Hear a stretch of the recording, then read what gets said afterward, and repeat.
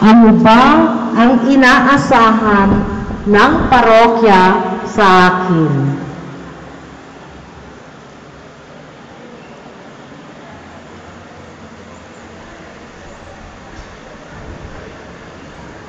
Ano ba ang inaasahan ng parokya sa akin? Yan po ang ika-4 na tanong. At pang-5, yung pinakahuli.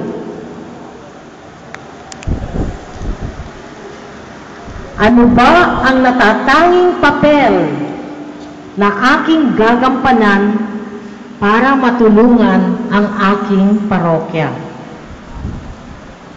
Ano ba ang natatanging papel na aking gagampanan para matulungan ang aking parokya?